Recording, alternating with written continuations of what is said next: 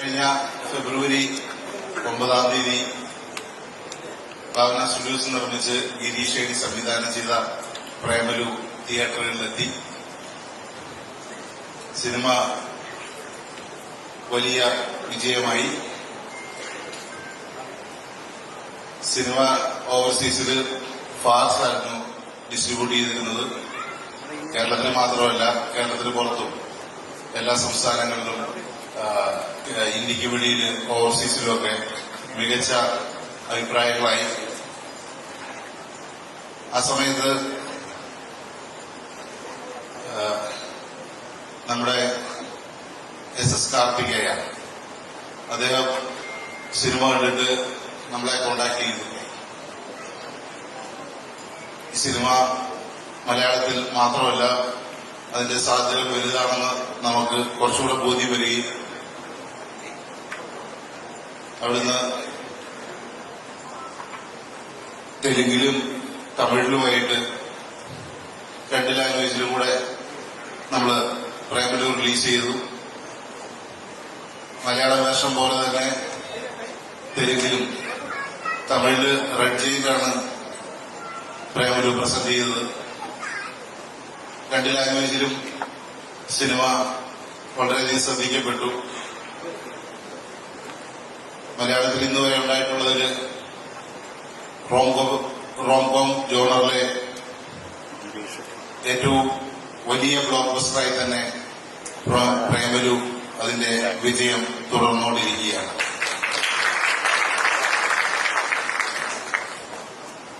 OTT റിലീസായ ദിവസങ്ങൾ കഴിഞ്ഞിട്ട് നെക്സ്റ്റ് വീക്കായിട്ടും സിനിമ ഇപ്പോഴും കേരളത്തിലും തമിഴ് വേർഷൻ തമിഴ്നാട്ടിലൊക്കെ ഓടിക്കൊണ്ടിരിക്കുകയാണ്. അങ്ങനെ ഒരു തരത്തിൽ മലയാള സിനിമ അങ്ങനെയൊരു തിയേറ്ററിലേക്ക് ആളുകളൊക്കെ വരാൻ ബുദ്ധിമുട്ടി നിന്നിരുന്ന ഒരു സമയത്ത് ആണ് പ്രേമലു തിയേറ്ററിനെ അപ്രോച്ച് ചെയ്തത്.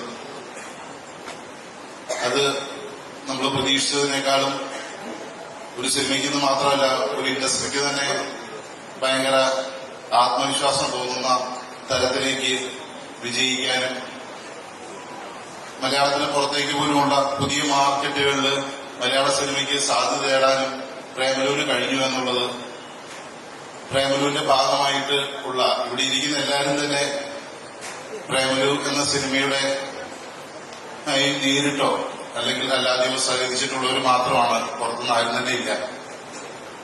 എല്ലാ പ്രേമലുവിന്റെ ആൾക്കാർ തന്നെ.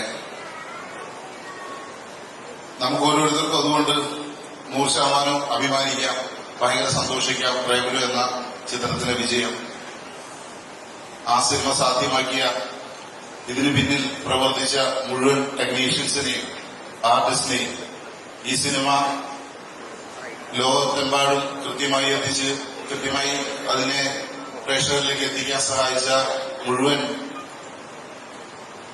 ഇതിന്റെ ഡിസ്ട്രിബ്യൂഷൻ മേഖലയിൽ പ്രവർത്തിച്ചവരെയും ഇതിന്റെ മാർക്കറ്റിംഗ് മേഖലയിൽ പ്രവർത്തിച്ചവരോടും ഒക്കെയുള്ള ഭാവന സ്റ്റുഡിയോസിന്റെ നന്ദി ആദ്യം തന്നെ സൂചിപ്പിക്കുക.